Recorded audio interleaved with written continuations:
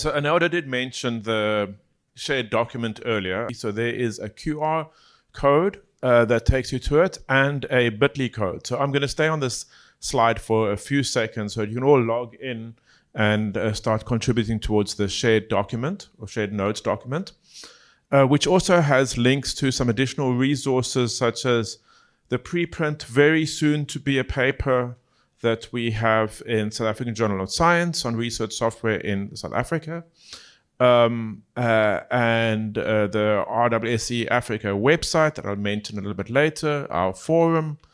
But yeah, this is me. I know a fair number of you in the room. What's very nice is I know the number of people that I know here is low. Which is great. I mean, which means we've managed to attract people from all over. I'm from there, University of the Western Cape, Life Sciences Building, SANBI. The other SANBI, not the Bossies and Blommetjies one, but the one that got name squatted onto by the more famous SANBI. So we are the South African National Bioinformatics Institute. I joined SANBI in 1996 as a systems administrator, which is, I'm now a bioinformatics researcher. So we heard earlier about the efforts in the UK to define research software engineers, to discover the widespread use of research software, and about the definitional problems for what is research software. But one of the things that we talk about alongside research software is the e-research lifecycle. So the increasingly use of digital tools in the research space. And in this regard, research is used across the research data lifecycle. So we've seen projects from the libraries in terms of making more effective data storage and cataloging, archiving software. We have one underway at UWC at the moment. We've seen it obviously using in the analysis of code, transfer of data around, analysis of data and all sorts of publications, visualizations, dashboards, websites for making data sets findable, as AdBex, it's just been launched from from SANBI for that. But yeah, so it's used throughout, okay?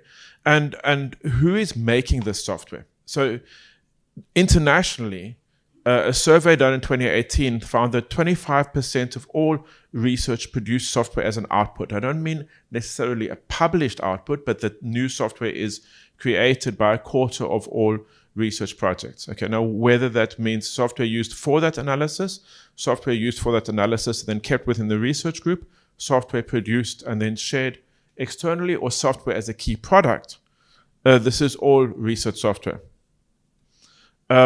When we did a survey of this, so there's an international research software engineering survey that we've run twice in South Africa, 3 times. Okay, but I'm using the results from the 2018 incarnation because the more recent one, we got all of 2 responses. We got about 30 responses in 2018. And if we look at where they're from, these are the makers of research software. They're in computer science department, biological sciences, astronomy, physics, but also psychology, economics, linguistics. I mean, I know we've got satellite people here, so linguistics, digital humanities has become a big thing in research software. So really across a wider range of fields than people think about sometimes. And when we look at what goes into the research software, so the majority of software in research in South Africa is made by senior students. So masters, PhD, postdocs, as part of their research process. They, to some extent, faculties are involved in the creation of software. There are some research groups that are maintaining long-lived software products. And they often are associated with particular faculty members, even if they are not always published as, the results might be published more often than the software. We have what I call research computing. So that's the actual stuff that does your data analysis or is related to your data storage and, organizing your data for storage and so on, okay? And that in turn relies on a bedrock of in my field, bioinformatics tools and libraries. So, you know, in my field, we use tools like BWA, BLAST, BEAST, and that is software often not created in the research group that is conducting the research, right? But that's widely distributed research software, sometimes published, sometimes not. BWA, the most widely used short read aligner in the world, has never actually had a publication, okay? SNPI, which we use very widely in microbial bioinformatics, similarly, no publication. But, and then who's making that? Well, then we start looking into, sometimes it's faculty, sometimes it's dedicated research software engineers. And then scientific libraries. Who here has used the Jupyter Notebook? You know? And I mean, that's like, to me, you know, not really widely used outside of the research space, but incredibly valuable, you know, within the research space. Our studio is a commercial product these days, but a lot of the R ecosystem is also, you know, like that. And some of the Python libraries, BioPython, the libraries used in various scientific domains, okay? And then down to general purpose computing. So who here uses Linux for their research computing? Similarly large collection of the room, okay? So, but there's nothing necessarily research software related to Linux, but it's deployed by what I call systems engineers. I like using this term because these are the people who actually design research computing systems. System administrators, that can be their job title, but often these people are more closely aligned with the IT section of your university or of your faculty, you know, or maybe of your department. But there's a lot of stuff on the general purpose layer that starts blurring to the scientific. Like, I don't know a lot of people outside of the research enterprise using software like Slurm, schedulers like that, HPCs and so on. Okay, so there's a whole stack that goes into creating a research software ecosystem. And I mean, that's produced in South Africa in different incarnations. We have tier 1 facilities like CHBC. We have tier 2 facilities like ILIFU, that's regional facilities, and then many universities have their own HPCs. And so, but then who's making the software? I'm asking it again. Well, the visible bit is actually the darker bit on the left-hand side of my slide. So if it's big, like the SKA, you might have heard about it, okay? But a lot of the research software kind of fades into invisibility because it's actually not on the big data side of the equation. You know, you're analyzing smaller data sets for your department, your research field, and the software, and there's a lot of that going on, but it lacks visibility, and it has historically not been necessarily, the resources available are less. So if you've got a massive big data project, then it cannot happen without big funding. So then that research software is sometimes the only research software spoken about. And I think it's important to talk about, as I showed in the previous slide, the variety of different fields that are actually involved in making software for research, not just using software, but making software for research. And the fact that this bunch does need to be recognized and supported. And I mean, I thought that some of the mentions of the carpentries workshops was very useful there. I mean, that's where a lot of these things have started. And I think that the work of that Mattia highlighted from the e-research sector, I thought was really important in supporting a range, not because to some extent the very, very big projects tend to kind of raise their own money and support themselves. But we need to actually support the diversity of research software creation.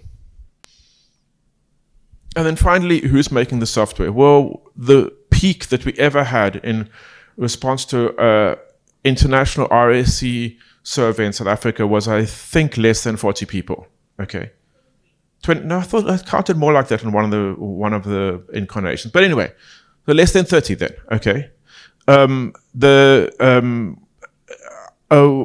and I, who've been working in this kind of field of promoting, this kind of professional activity for a decade, have now come to the conclusion that the term research software engineer is one that means nothing in South Africa. Is anybody here have research software engineer as their title, as their job title? Okay, so there's one. Okay, so you out of this whole big room. So I was in Australia recently. I was talking about RSEs. They said, "What is an RSE?" This is not, it's not just that. It's a global issue. We need different terminology. Very often, postdocs are creating software because postdocs are tax-free, basically employees of the university. To be blunt, the posts do not get created. Because posts are funded as academic posts. Posts for RSEs are not created. Almost everybody who is working in the systems and software creation field is on grant funding, so-called soft funding. I have never had a permanent job at a university, and I've been working in them for 30 years. So there's a lot of invisibility here. The other thing is I'm the third white male speaking today. Okay, that's another kind of invisibility to software creation. There's definitely, in the broader field of software engineering, there are very harmful stereotypes of what a software engineer looks like. Okay, so there's a lot that we don't know, which is why I think we have had to change gears. We've tried to throw the net wide with this research software symposium, and it's meant to be the one of many. Okay, but we're going to need funding, which we basically don't have, to keep developing a community ecosystem to actually give people ways to kind of become more visible. One of the reasons that people are also invisible is what I showed on the previous slide, which is that many people are creating software for themselves and then for their research group. There was a question asked over there that I thought was very valid.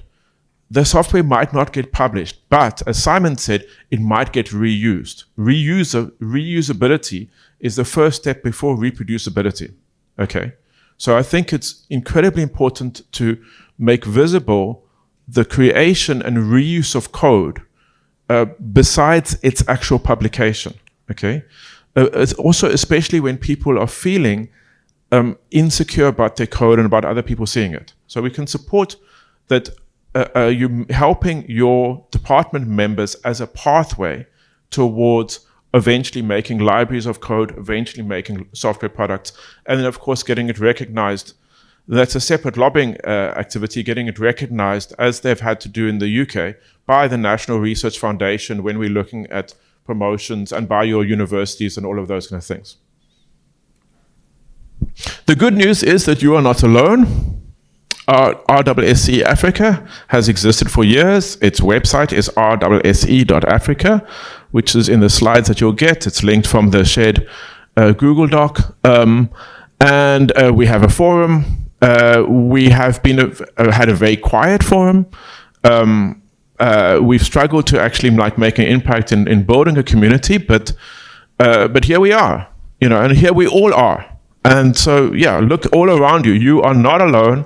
I am super excited to be here, and I'm looking forward to everybody from the Lightning Talk Showcase that's coming up.